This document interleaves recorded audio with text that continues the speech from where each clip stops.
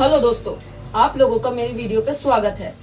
और आज की वीडियो में मैं आप लोगों को बताने वाला हूँ कि आखिर ये आप लोगों ने ये शब्द बहुत बार सुना होगा, ग्राम प्रधान या ग्राम पंचायत। तो आखिर ये होता क्या है और इंडिया का लोकल गवर्नमेंट कैसे वर्क करता है।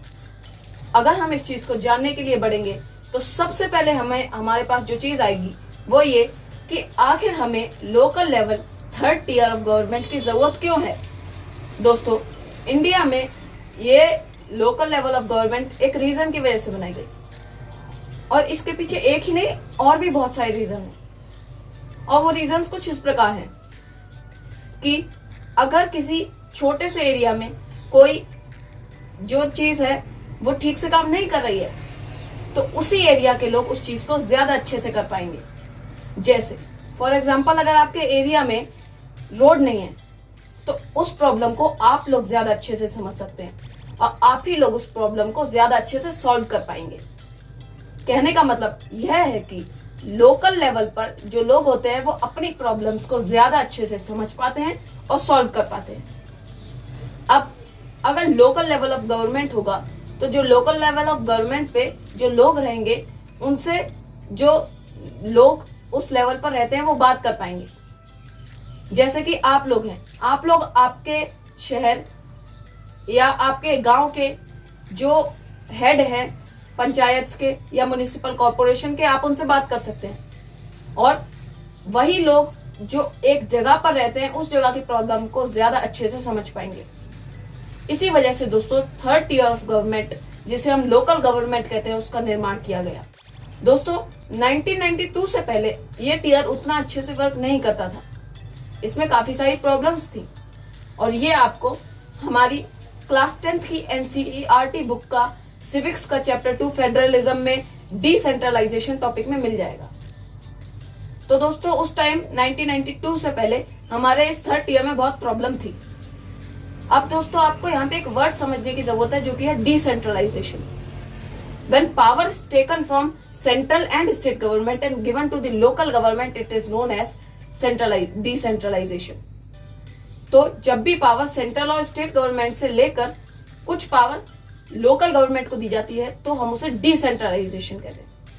अब 1992 से पहले इंडिया में यह सिस्टम अच्छे से वर्क नहीं कर पा रहा था, बट 1992 के बाद कुछ ऐसी चीजें हुई जिन्होंने हमारे थर्ड टियर ऑफ गवर्नमेंट को बहुत मजबूत कर दिया। जी हाँ, 1992 के बाद ये कॉन्स्टिट्यूशनली मैंडेटरी हो गया कि रेगुलर इलेक्शंस लोकल लेवल पर कंडक्ट होने चाहिए। इसी के साथ साथ उसमें काफी सारी सीट्स रिजर्व स्टार्ट हो गई। SCs, STs और अदर बैकवर्ड क्लासेस के लिए काफी सारी सीट्स रिजर्व होना शुरू हो गई। अब इसी के बाद जो सीट्स हैं उनमें से 1/3 सीट्स वुमेन के लिए रिजर्व होनी स्टार्ट हो गई। ये आप NCERT बुक में भी पढ़ सकते हैं। अब इसी के साथ साथ एक स्टेट इलेक्शन कमीशन हर स्टेट में सेटअप कर दी गई जिससे उस स्टेट में इलेक्शंस प्रॉपर्ली कंडक्ट होते रहे।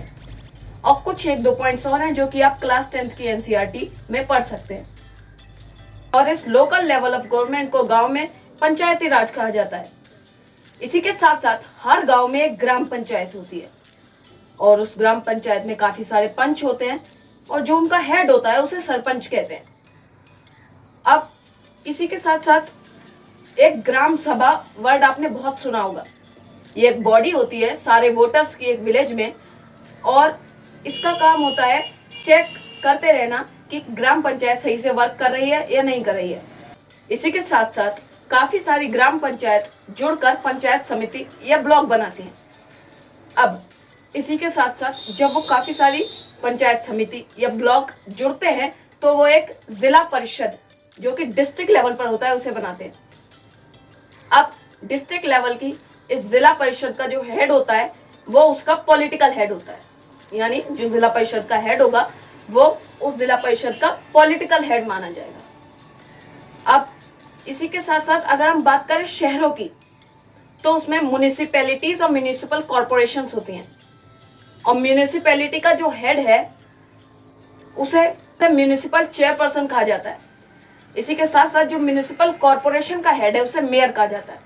दोस्तों अगर आपको आज की ये जानकारी अच्छी लगी हो तो प्लीज इस वीडियो को एक लाइक जरूर कर दीजिएगा। और अगर आप ऐसी और जानकारियां लेना चाहते हैं तो उनके बारे में कमेंट जरूर कर दीजिए और इस चैनल को सब्सक्राइब जरूर कर दीजिएगा। धन्यवाद।